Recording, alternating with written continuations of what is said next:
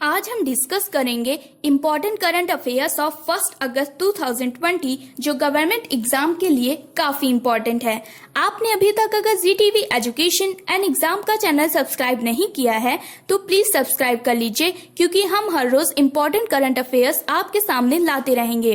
Daily updates के लिए आप हमारा टेलीग्राम ग्रुप भी ज्वाइन कर सकते हैं, जिसका लिंक हमने नीचे डिस्क्रिप्शन में दे दिया है। तो चलिए अब शुरू करते हैं।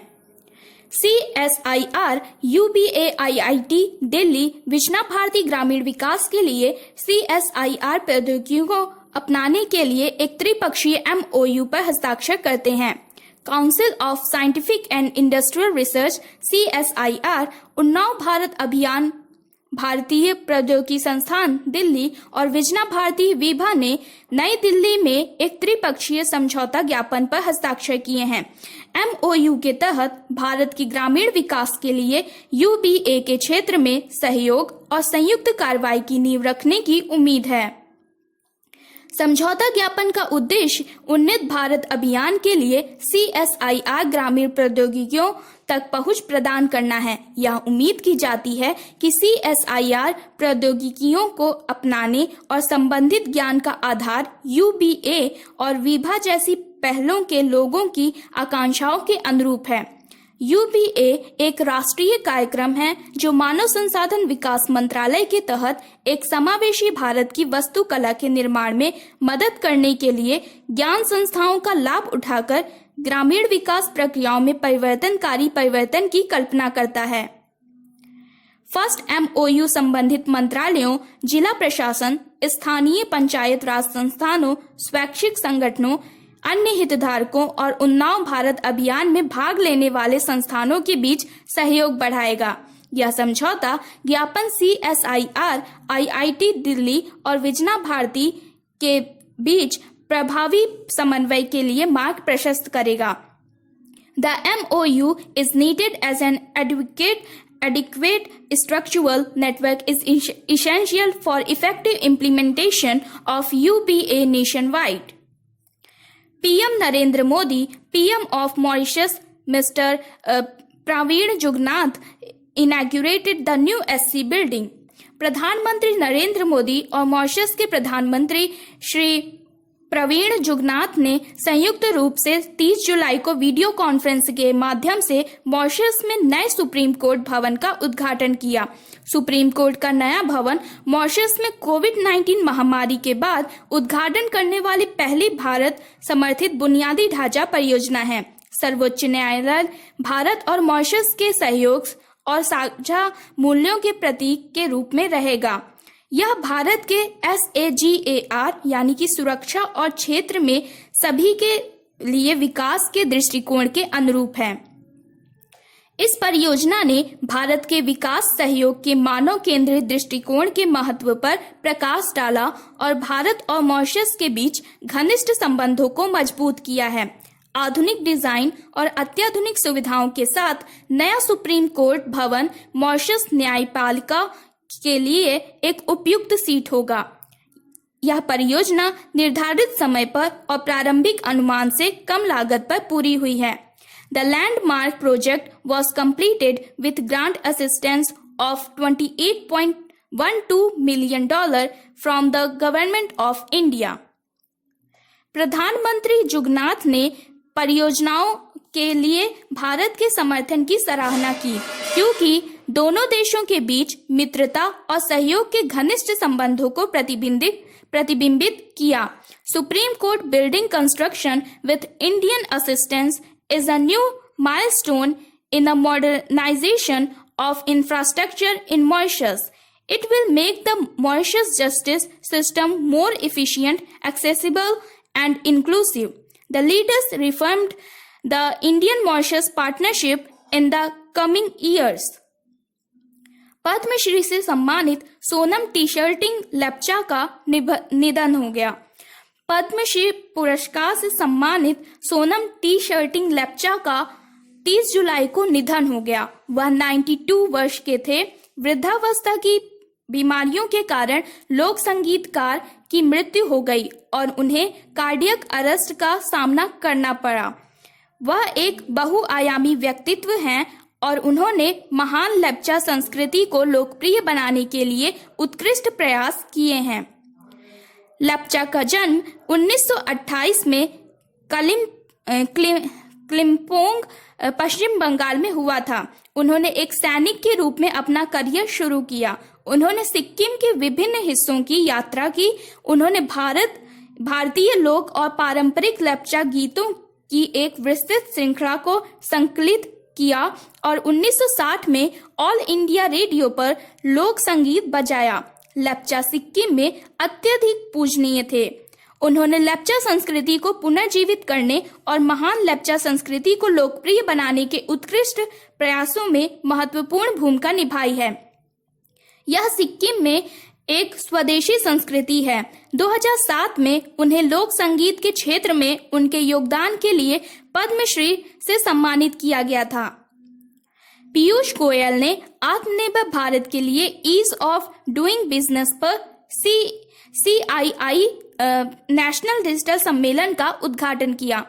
वाणिज्य और उद्योग मंत्री पीयूष गोयल ने भारतीय उद्योग परिसंघ CII का राष्ट्रीय डिजिटल सम्मेलन का आयोजन आत्मनिर्भर भारत के ईज ऑफ डूइंग बिजनेस के लिए किया।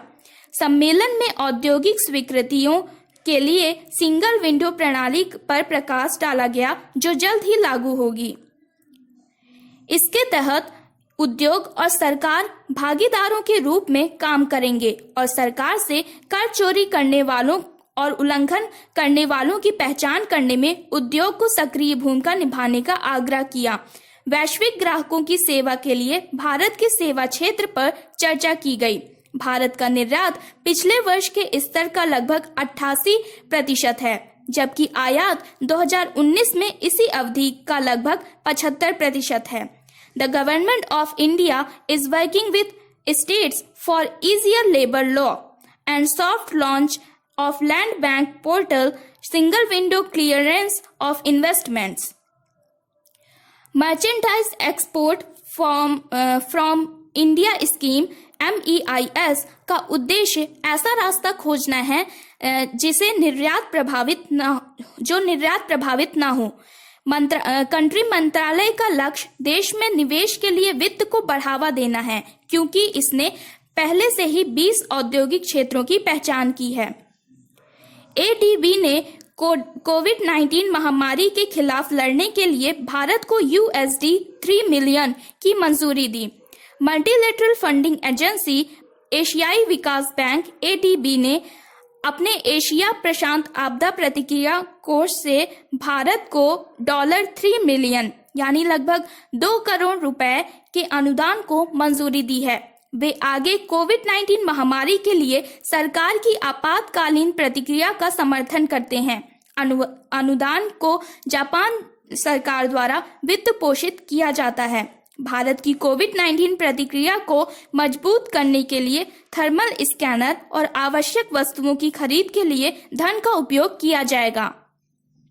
नया अनुदान ADB द्वारा भारत सरकार को अपनी कोविड-19 प्रतिक्रिया को मजबूत करने के लिए एक कदम है। यह रोग निगरानी को भी बढ़ाता है और जल्द ही पता लगाने, संपर्क ट्रेसिंग और उपचार में मदद करता है। यह अन्य सार्वजनिक स्वास्थ्य उपायों को और भी पूरक बनाएगा। ADB ने $1.5 बिलियन कोविड-19 सक्रिय प्रतिक्रिया और व्यय सहायता कार्यक्रम को मंजूरी दी। इसका उद्देश्य रोग और रोकथाम और गरीब और आर्थिक रूप से कमजोर, विशेषकर महिलाओं और वंचित समूहों के लिए सामाजिक सुरक्षा उपायों सहित अपने तत्काल महामारी प्रतिक्रिया प्रयासों में भारत का समर्थन करना है। COVID-19 Pandemic Response Option CPRO under ADB's Country Cyclic Support Facility Fund, the CARES program. CPRO was established as part of ADB's $20 billion expanded assistance for developing member countries pandemic response, which was announced on 13th April 2020. Bill and Melinda Gates foundation और वाधावनी foundation की साझेदारी में AIM ने AIMICREST launch किया। 30 जुलाई 2020 को नीति यानी कि national institution for transforming India आयोग के अटल इनोवेशन मिशन AIM ने AIMICREST एक रोबो इकोसिस्टम के लिए एक इंक्यूबेटर क्षमता वृद्धि कार्यक्रम शुरू किया है, जो bill and Melinda Gates foundation के सहयोग से उच्च प्रदर्शन वाले स्टार्टअप बनाने पर केंद्रित है, और वाधावनी फाउंडेशन जो वैश्विक विशेषज्ञता प्रदान करेगा। भारत में नवाचार को आगे बढ़ाने के लिए यह अपनी तरह की पहली पहल है। इस पहल के तहत AIM के इंक्यूबेटरों को उनके प्रदर्शन को बढ़ाने के लिए ऊष्मायन उद्यम अर्थव्यवस्था को बढ़ावा देने के लिए अपेक्षित सहायता प्रदान की जाएगी। प्रौद्योगिकी संचालित प्रक्रियाओं और प्लेटफॉर्मों के माध्यम से उद्यमियों को प्रशिक्षण प्रदान किया जाएगा। यह देश में व्हाट इज AIM? यह देश में नवाचार और उद्यमिता की संस्कृति को बढ़ावा देने के लिए भारत सरकार की प्रमुख पहल है।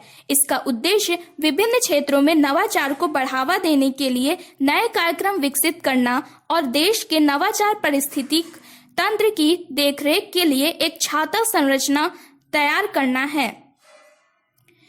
वाधावनी फाउंडेशन के बारे में जाने तो इनके अध्यक्ष और मुख्य कार्यकारी अधिकारी यानी कि CEO हैं अजय केला, अध्यक्ष हैं डॉक्टर रमेश वाधावनी। नीति आयोग के बारे में जानने तो इसकी स्थापना 2015 में हुई थी। इसके CEO हैं अमिताभ कांत और मुख्यालय है नई दिल्ली में। CDB ट्रांसनियन CIBIL ने MSMES के लिए वित्तीय ज्ञान मंच MSME सक्षम लॉन्च किया। The small industries development bank of India SIDBI is in association with TransUnion Civil Limited, formerly Credit Information India Limited, has launched a comprehensive financial education and one-stop knowledge platform for micro, small and medium enterprises, which will guide MSMES micro, small and medium enterprises seeking quick access to finance, and will also support them in managing their credit obligations. The portal is focused on two key pillars of financial knowledge and access to credit.